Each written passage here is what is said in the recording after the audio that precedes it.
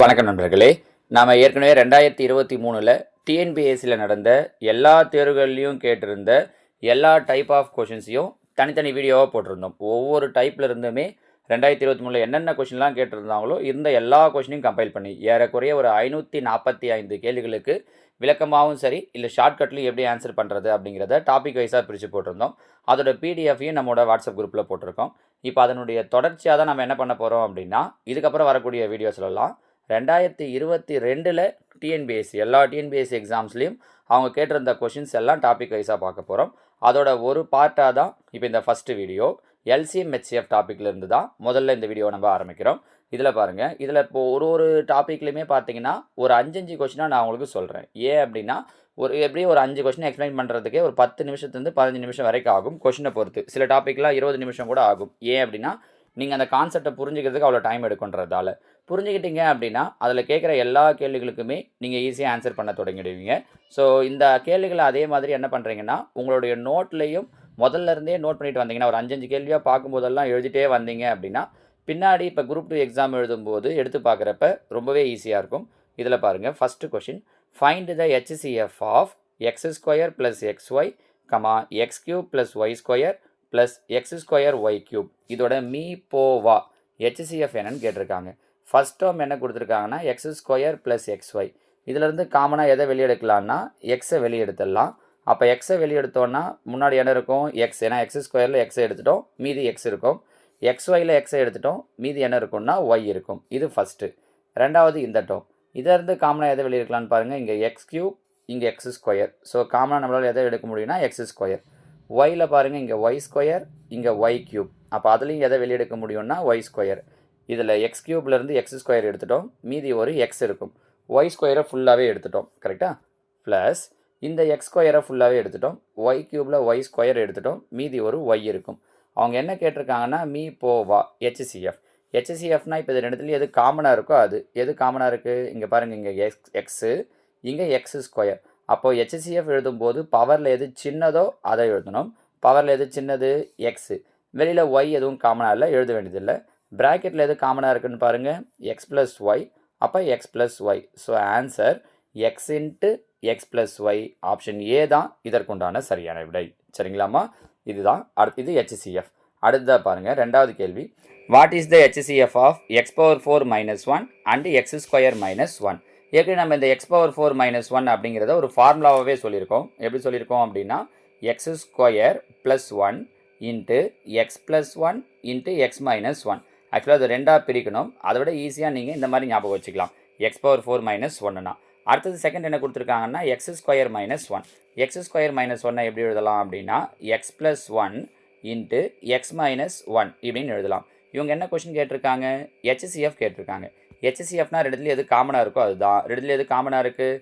X plus 1 X minus 1 தான் ரெண்டுத்துலேயும் காமனாக இருக்குது. அப்போ இதோட HCF X plus 1 into X minus 1. Option A தான். ஆன்சர் இந்த மாதிரி தான் கொடுக்கணும் அப்படின்னு கிடையாது. இதில் இதையே ஈக்குவல் கொடுத்து என்ன கொடுக்கலாம் வேறு அப்படின்னா எக்ஸ் ஸ்கொயர் மைனஸ் 1ன்னு கூட கொடுக்கலாம். ஏன்? A plus B into A minus B. அப்போ X square minus 1 square. So X square minus 1ன்னு கொடுத்தாலும் கரெக்டு தான். X plus 1 into X minus 1ன்னு கொடுத்தாலும் கரெக்டு தான். சரிங்களாம்மா? இது செகண்ட் கொஷின்.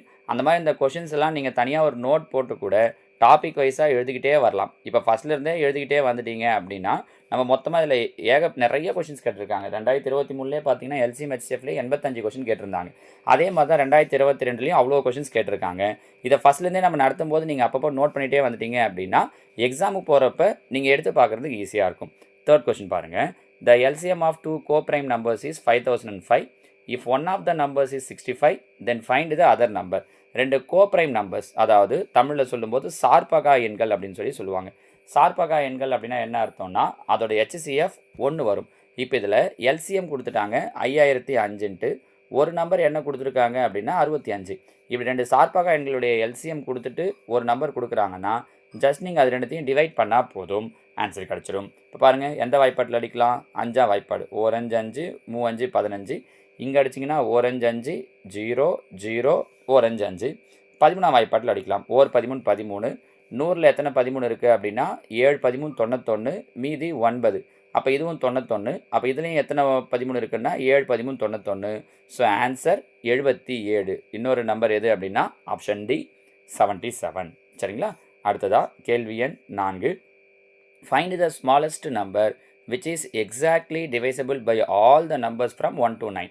1லிருந்து 9 வரையிலான அனைத்து எண்களாலும் வகுபடும் மிகச்சிறிய எண்ணை காண்கன்னு கேட்டிருக்காங்க. இதை ஏற்கனவே நம்ம 10th second unit book back 1 mark நடத்தும் போது இதை சொல்லியிருக்கோம். எல்சிஎம் ஹெச்எஃப் நடத்தும் போது இந்த கொஷின் ரொம்ப ரொம்ப இம்பார்ட்டன்ட் அப்படின்னு சொல்லியிருக்கோம். அதே கொஷினை லாஸ்ட் இயர்லேயே அவங்க கேட்டிருக்காங்க பாருங்கள். இதுக்கான ஆன்சர் என்ன அப்படின்னு சொல்லி பார்த்தீங்கன்னா 25 20. நீங்கள் நேரடியாகவே இந்த ஆன்சரை ஞாபகம் வச்சுக்கோங்க. 1லேருந்து 9 வரைக்கும் கேட்டாலும் சரி, 1லேருந்து 10 வரைக்கும் கேட்டாலும் சரி, முதல் 10 இயல் எண்கள்னு கேட்டாலும் சரி. ஸோ கொஷின்ஸை எப்படி மாற்றி கேட்டாலும் இதுக்கான ஆன்சர் என்ன அப்படின்னா 2520 தான். எப்படி அந்த ஆன்சர் வருது அப்படிங்கிறதையும் சொல்கிறேன். இதில் பாருங்கள், இதுக்கு ஆக்சுவலாக எல்சிஎம் எடுக்கணும். 1லேருந்து 1 2 3 4 5 6ன்னு சொல்லிட்டு 9 வரைக்கும் இருக்கக்கூடிய நம்பருக்கு எல்சிஎம் எடுக்கணும். நான் சிம்பிளாக உங்களுக்கு வழி சொல்கிறேன் பாருங்கள். 1ஆம் வாய்ப்பாட்டில் இது எல்லாமே 1ஆம் வாய்ப்பாட்டில் வந்துடும். அப்போ அதை வச்சு சொல்ல முடியாது. 2ஆம் வாய்ப்பாடு 0 0 0 0 தான் முடியுது. எல்லாமே 2ஆம் வாய்ப்பாட்டில் வந்துடும். 3ஆம் வாய்ப்பாடுக்கு வருவோம். 3ஆம் வாய்ப்பாட்டில் வரணும்னா என்ன ரூல்? இருக்கிற எல்லா நம்பரையும் ஆட் பண்ணோன்னா வரக்கூடிய நம்பர் 3ஆம் வாய்ப்பாட்டில் வரணும். இங்கே பாருங்கள், 2 5 7 7 1 8 8 0 8. 8ங்கிறது 3ஆம் வாய்ப்பாட்டில் வருமா? வராது. 2 5 7 2 9 3ஆம் வாய்ப்பாட்டில் வரும். 2 5 7 7 3 10 10 3ஆம் வாய்ப்பாட்டில் வருமா? வராது. 2 5 7 7 4 11 11 3ஆம் வாய்ப்பாட்டில் வருமா? வராது. அப்போ இது மட்டும்தான் 3ஆம் வாய்ப்பாட்டில் வருது. ஸோ ஆன்சர் 2520 முடிஞ்சிச்சு பாருங்கள். சரிங்களா? டைரெக்டாக அந்த நம்பரே ஞாபகம் வச்சுக்கோங்க. இதை வச்சு 2023லையும் கொஷின் கேட்டிருக்காங்க, 22லையும் கொஷின் கேட்டிருக்காங்க பாருங்கள். 5வது கேள்வி. LCM of 35a²c³ b, 42a³ and 30ac² இதுக்கெல்லாம் என்ன கேட்டிருக்காங்கன்னா எல்சிஎம் மா கேட்டிருக்காங்க. நம்பர்ஸ் என்னென்ன சொல்லியிருக்காங்க? 35 42 30. கரெக்டாக? இதெல்லாத்துக்கு எல்சிஎம் எடுக்கணும்னா ஏதாவது பொதுவான வாய்ப்பாட்டில் வருமானு பார்க்குறேன். 3 எந்த பொதுவான வாய்ப்பாட்டிலையும் வராது. அப்போ ஏதாவது 2 நம்பர் வருதுன்னா கூட செய்யலாம். 35 30 பாருங்கள், 5ஆம் வாய்ப்பாட்டில் வரும். 7 5 35 42 வராது, அப்படியே வச்சுக்கிறேன். 6 5 30 42 7 7ஆம் வாய்ப்பாட்டில் வரும். 1 7 7 6 7 42 6 வராது, அப்படியே வச்சுக்கிறேன். மறுபடியும் 6 6 6ஆம் வாய்ப்பாட்டில் வரும். 1 6 1 அப்படியே வந்துடும். 1 6 6 1 6 6. அப்போ எல்சிஎம் என்ன கிடைக்குது? 5 6 30 7 21 210. ஸோ நம்பர்ஸை பெருக்கிறப்ப எல்சிஎம் எடுக்கிறப்ப கிடைக்கிறது 210. இது வராது, இது வராது, இது வராது. ஒரே ஒரு ஆன்சரில் மட்டும்தான் 210 இருக்குது. அப்போ அதுதான் நமக்கான ஆன்சர் அப்படின்னு சொல்லி முடிச்சிடலாம். இருந்தாலும் நான் பாருங்கள் ஆப்ஷன்ஸ்லேருந்து சொல்கிறேன், இது கொஷின்லேருந்து சொல்கிறேன் பாருங்கள். இங்கே a², இங்கே a³, இங்கே a.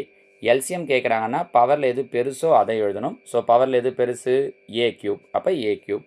c³ c² எது பெருசு? c³. அப்போ c.